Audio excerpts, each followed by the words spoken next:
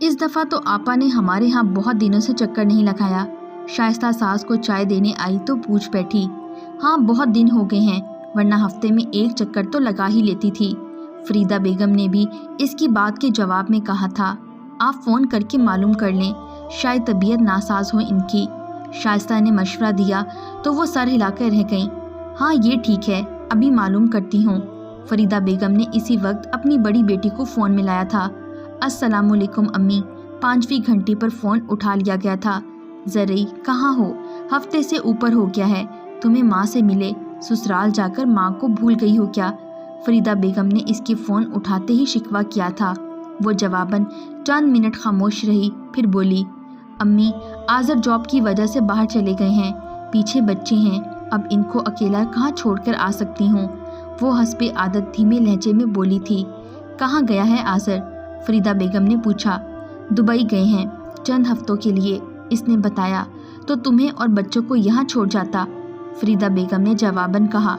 अम्मी आपको पता है इनका। अब की बार फरीदा बेगम खामोश सी हो गईं। अच्छा ठीक है, मैं फ़ोन रखती हूँ, कहकर फरीदा बेगम ने फ़ोन बंद कर दिया। क्या कह रही थी आपा?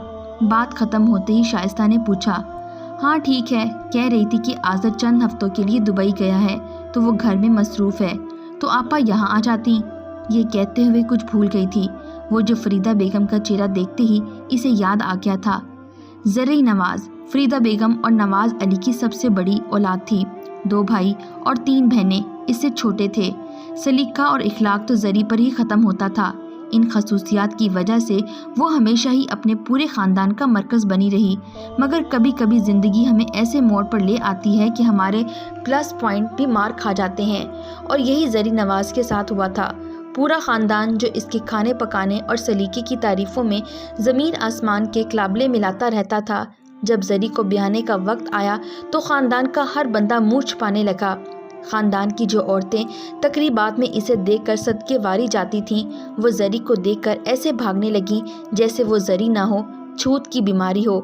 ज़री के सलीके से तो सबको मोहब्बत थी, लेकिन ज़री से किसी को ना थी। सलीके तरीके वाली ज़री का बस एक ही मसला था, सिर्फ एक छोटा सा। ज़री नवाज़ 2 साल पहले एक एक्सीडेंट में अपना एक पाँव गंवा बैठी थी, और इसकी यही एक कमी इसकी सारी खूबियों को खा गई थी। खुश शक्ल, खुश इखलाक ज़री को ख़ानदान में लंगड़ी का खिताब दे दिया गया। अब कोई रिश्ता भी आ जाता तो ख़ानदान वालों की पेशगोइयों से डर कर भाग जाता। ज़री को गैरों से ज़्यादा अपनों ने रोंदा था। फरीदा बेगम बहुत परेशान थी कि ज़री 19 साल की हो चुकी है। फरीदा बेगम ने अब के ख़ानदान वालों को बताए बगैर रिश्ते की एक खाला को ढूंढा और अपना मसला इसके सामने रखा। बुआ ने तसल्ली दी और चंद दिन के इंतज़ार का कहकर चली गईं। फरीदा बेगम की नमाजें और वजीफ़े लंबे होते चले गए थे। इसे छोटी बहनें जो ख़ानदान में ही ब्याही गई थीं, रोज़ आती, तसल्ली देती और चली जाती। ये भी कि ज़री की कोशिश थी कि इसने अपनी छोटी बहनों का मुस्तकबिल ख़राब नहीं होने दिया, क्योंकि फरीदा बेगम अब मर कर भी अपने ख़ानदान में रिश्ता जोड़ने की रवादार ना थीं। लेकिन ज़री ने इन्हें समझाया कि वो इसकी वजह से ख़ानदान को ना छोड़ें। फरीदा को इसकी इस कुर्बानी पर भी जी भर कर रोना आया था, और हंसी भी कि ये दुनिया कितनी अजीब है कि इंसान के एक ऐब के बदले इसकी बाकी अच्छाइयों को भी रद्द कर देती हैं, एक अच्छा इंसान गवा देती हैं। और फिर रिश्ते वाली बुआ आज़र का रिश्ता ले आईं। आज़र पहले से ही शादीशुदा और 3 बच्चों का बाप था। बीवी मर चुकी थी, इसलिए बच्चों की देखभाल के लिए शादी का ख्वाहिशमंद था। फरीदा बेगम ने सुनते ही इनकार कर दिया था। बुआ, मेरी ज़री अब इतनी भी गई गुजरी नहीं है कि इसे रंडवे से ब्याह दिया जाए। ये कहते हुए फरीदा बेगम की आवाज़ भर आई थी। ए बीबी, इतनी गई गुजरी नहीं थी तो ख़ानदान वालों ने क्यों नहीं कबूल की? वो मुहावरा तो सुना ही होगा कि अपने ही अपनों के काम आते हैं। तो बताओ कहाँ गए अपने? अरे बस एक पाँव का ही तो मसला हुआ है ना, बाकी तो लाखों में एक है। सलीका तरीके में अव्वल नंबर है। सबसे बड़ी बात यह है कि सब तुम्हारी बेटियों के रख रखाव को जानते हैं, इसके बावजूद किसी ने हाथ नहीं बढ़ाया। मान लो बीबी, यहाँ हर बंदा चढ़ते सूरज की पूजा करता है, चाहे अपना हो या गैर। जब तक ये मसला नहीं था तो हर बंदा मेरी ज़री की गुन गाता था। अब बताओ कहाँ गई मेरी ज़री? ज़री वही है, मगर अब वो ऐबदार हो गई है, और ये दुनिया ऐबों को माफ़ नहीं करती। वो ये कहकर रुकी नहीं थी, जबकि फरीदा बेगम की आंखें छम छम बरसते आंसुओं से तर थीं। इस तलख सच्चाई ने इन्हें गमज़दा कर दिया था। फिर फरीदा ने हर फैसला जरी पे छोड़ दिया कि वो जो चाहेगी वही होगा। अगर इसे ये रिश्ता मंजूर हुआ तो ठीक, वरना वो अपनी ज़िंदगी जीने की हकदार है। जरी ने इन्हें हाँ कर दी थी। इसे ये रिश्ता कबूल था। इसने बगैर किसी दबाव के पूरी रजामंदी के साथ इसे कबूल किया था। शादी की पहली रात ही इसने अपनी ज़िंदगी का हर तल्ख सच आज़र को बता दिया था। पर शायद वो एक बात भूल बैठी थी कि शौहर चाहे कितना ही अच्छा क्यों ना हो, अपनी पिछली गुजरी ज़िंदगी का एक लफ्ज़ भी इसे नहीं बताना चाहिए। मगर अब तीर कमान से निकल चुका था। जरी तो एक और भूल कर बैठी थी। तुम आइंदा अपने मेके नहीं जाओगी। इसकी शादी का तीसरा दिन था जब फरीदा बेगम ने इसे बीमा बच्चों की दावत पर बुलाया था।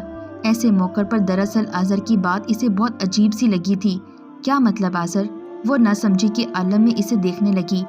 मैंने कहा कि तुम अपने मेके और मेके से ताल्लुक़ रखने वालों से कोई राब्ता नहीं रखोगी। मैं ऐसे लोगों से कतई ताल्लुक़ नहीं रखना चाहता जहाँ इंसानियत की कोई कदर ना हो। जरी इसमें तुम्हारा क्या कसूर था जो तुम्हें यूँ नीलाम किया गया, तुम्हारी ज़ात को रौंदा गया? बस तुम्हें अपना हर ताल्लुक़ ख़त्म करना होगा। आज़र का लहजा दो टोक था। वो खड़े कद से लड़खड़ा गई थी। आज़र, ऐसी कोई बात नहीं थी, वो सब। आज़र ने इसकी बात काट दी। बस मैं कुछ नहीं जानता, ये कहकर वो रुका नहीं, बाहर निकल गया था, जबकि वो पीछे भुरभुरी दीवार की तरह नीचे बैठती ही चली गई थी। इस कुर्बानी पर इसे ना फरीदा बेगम की तरह रोना आया था, ना हंसी। सलीके तरीके वाली जरी को ना दुनिया का सलीका आया, ना तरीका। अपनों ने भी इससे कुर्बानी ली थी और अब शौहर ने भी। इसके नसीब में सिर्फ कुर्बानियाँ ही आई थीं। पहले मैके की खातिर इसने कुर्बानियाँ दी और अब ससुराल की। औरत हमेशा से ही कुर्बानियाँ देती आई है। अपना क्या पराया क्या, हर कोई औरत ही की कुर्बानी लेता है, ये जाने बगैर कि वो भी तो गोश्त पोश्त से बनी हुई एक नाजुक मखलूक है। इसके सीने में भी दिल है। कब तक जरी जैसी औरतें कभी मेके की खातिर और कभी ससुराल की खातिर कुर्बानियाँ देती आएंगी? कब तक? इस सवाल का शायद किसी के पास कोई जवाब नहीं है। क्या औरत की अपनी कोई जिंदगी नहीं? क्या इसको चलाने के लिए वो खुद नहीं सोच सकती? हैरत होती है उन मर्दों पे जो औरत की मर्जी जाने बगैर उन पर अपना फैसला थोपते हैं, किसी की सजा अपनी बीवी को देते हैं, माँ बाप से जुदा कर देते हैं, माँ से मिलने का हक छीन लेते हैं। खुद तो अपने माँ बाप बहन भाइयों से ताल्लुकात अच्छे रखते हैं, लेकिन बीवी को सबसे जुदा कर देते हैं। माना उसके खानदान वालों ने उसकी माजूरी की वजह से उसको रिजेक्ट किया, पर इसमें उसके माँ बाप का क्या कसूर जो इनसे मिलने का हक भी छीन लिया जाए? अपनी राय कमेंट बॉक्स में ज़रूर दीजिएगा और चैनल पे नए हैं तो चैनल को सब्सक्राइब ज़रूर करें ताकि सोशल स्टोरीज़ आप तक पहुंचती रहें।